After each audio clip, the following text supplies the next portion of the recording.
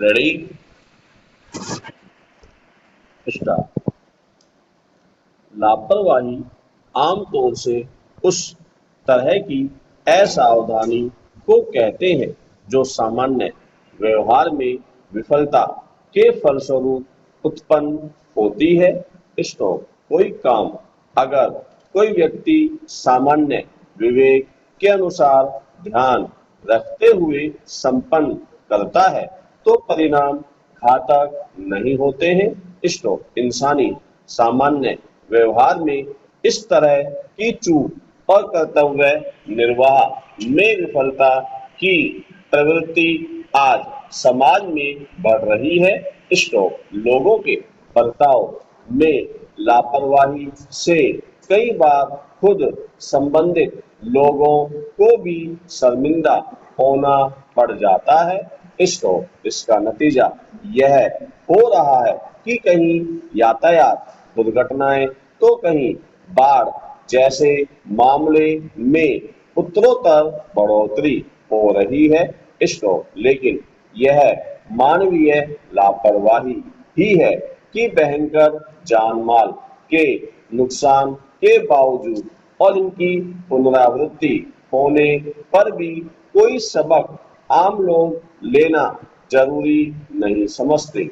Para समाज की प्रत्येक इकाई में जरा सी लापरवाही इंसान की जान को जोखिम में डाल रही है। समाज में इस तरह का कोई क्षेत्र नहीं जहां लापरवाही की वजह से इंसानियत और पर्यावरण को हानि नहीं पहुंची हो। परिवार में अपने कर्तव्य का निर्वाह करने में जरा सी चूक ऐसी परिस्थिति पैदा कर देती है कि तमाम सामाजिक सरोकार को भी आघात लगना आरंभ हो जाता है। रेल और सड़क दुर्घटनाओं में लोगों की जान गंवाने पर की गई जांच के परिणाम में कथित रूप से मानवीय लापरवाही को ही जिम्मेदार बताया जाता रहा है। पैरा विश्व बौद्धिक संपदा संगठन की वैश्विक नवाचार सूचकांक GII रपट 2023 में 132 अर्थव्यवस्थाओं की श्रेणी में भारत 40वें पायदान पर है। पिछले वर्ष भी GII श्रेणी में यह 40वें क्रम पर था। जहां अंतरराष्ट्रीय मुद्रा कोष IMF द्वारा 10 अक्टूबर को प्रकाशित विश्व आर्थिक परिदृश्य रपट 2023 के मुताबिक चालू वित्त वर्ष 2023-24 में भारत की विकास दर दुनिया में सबसे अधिक 63% रहेगी। वहीं विभिन्न आर्थिक रफ्तों में भारत के लिए 2027 में दुनिया की तीसरी बड़ी अर्थव्यवस्था तथा 2047 में विकसित देश बनने की संभावनाएं जताई जा रही है। ऐसे ऊंचे लक्ष्य को पाने के लिए भारत में शोध एवं विकास पर वर्तमान निवेश की तुलना में 3 से 4 गुना निवेश और बढ़ाने पर ध्यान दिया जाना जरूरी है। पैरा इसमें दो राय नहीं कि भारत में शोध और नवाचार पर लगातार ध्यान दिया जा रहा है। जहां वैश्विक नवाचार सूचकांक में भारत 2015 में 81वें स्थान पर था, वहीं अब उसकी रैंकिंग 40वीं है। खास बात यह है कि इस बार भारत 37 निम्न मध्यम आय वर्ग की अर्थव्यवस्थाओं के बीच अग्रणी बनकर उभरा है। साथ ही वह नवाचार के मामले में मध्य और दक्षिण एशिया की 10 अर्थव्यवस्थाओं में सबसे ऊपर है।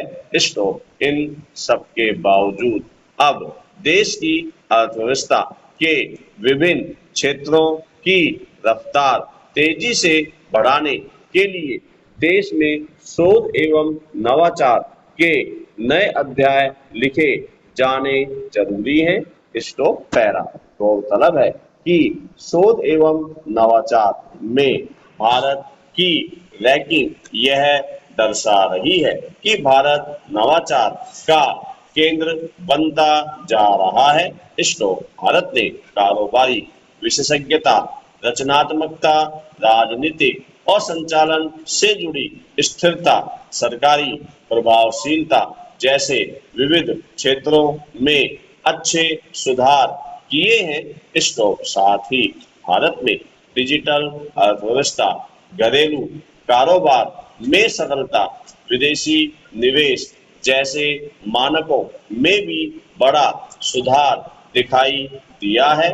स्टॉप भारत की शोध एवं नवाचार ऊंचाई में अपार ज्ञान पूंजी, स्टार्टअप और यूनिकॉर्न पेटेंट वृद्धि, घरेलू उद्योग विविधकरण, उच्च तकनीक विनिर्माण और सार्वजनिक तथा निजी अनुसंधान संगठनों द्वारा किए गए प्रभावी कार्यों के साथ साथ अटल इनोवेशन मिशन ने भी अहम भूमिका निभाई है।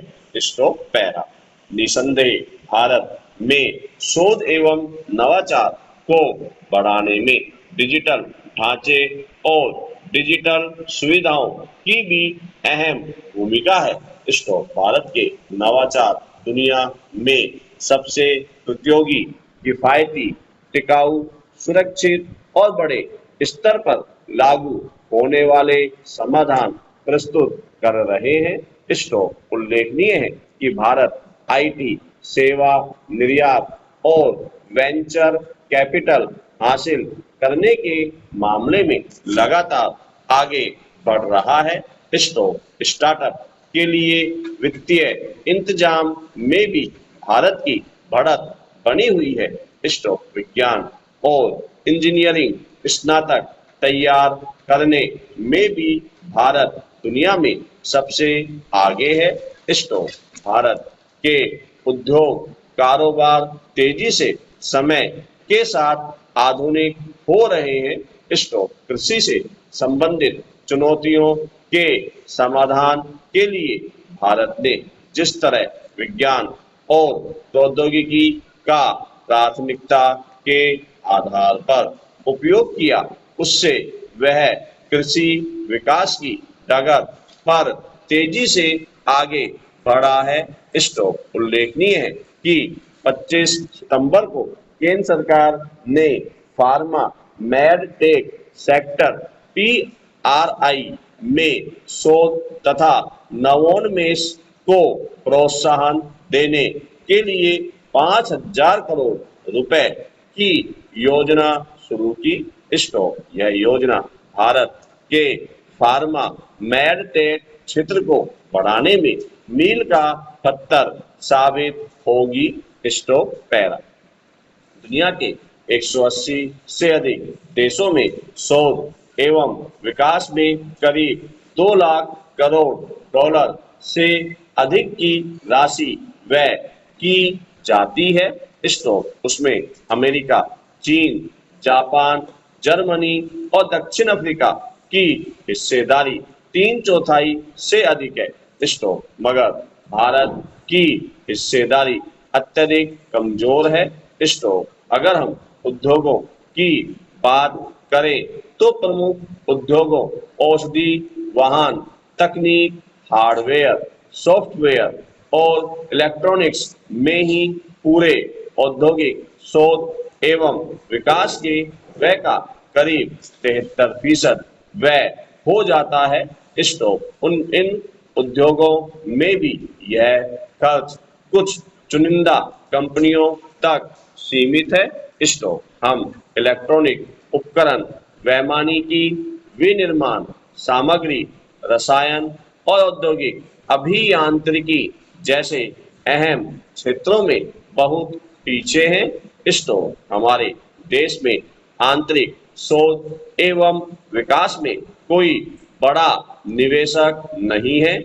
स्टॉक उल्लेखनीय है कि इजराइल ने रक्षा क्षेत्र में शोध एवं विकास पर अधिक व्यय करते हुए दुनिया में आज अपने को रक्षा उत्पादन के क्षेत्र में मजबूती से खड़ा कर लिया है। स्टॉक भारत की सर्वाधिक मुनाफे वाली कंपनियां वित्तीय सेवा, पेट्रोकेमिकल्स, स्टील, धातु, प्रसंस्करण और सॉफ्टवेयर क्षेत्र में है। स्टॉक लेकिन इनका शोध एवं विकास में निवेश बहुत कम है। स्टॉक यहाँ तक कि सॉफ्टवेयर में सबसे अच्छा मुनाफा कमाने वाली कंपनियां भी अपनी बिक्री का करीब 1% ही शोध एवं विकास में लगाती है, जबकि वैश्विक औसत 10% है। स्टॉक पैरा हमें तेज विकास के लिए शोध एवं विकास R&D की भूमिका अधिक अहम बनानी होगी। स्टॉक R&D की दृष्टि से आज भारत लगभग उसी मुकाम पर खड़ा है जहां 60-70 वर्ष पहले अमेरिका था।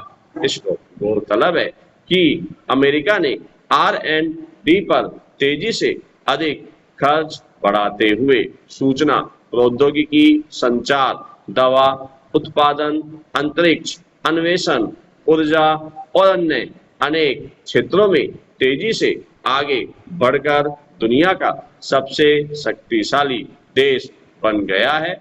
स्टॉक इस समय अमेरिका में R&D पर सकल घरेलू उत्पाद GDP का करीब 2.8%, चीन में करीब 2.1%, इजराइल में 4.3% और दक्षिण कोरिया में करीब 4.5% व्यय किया जाता है।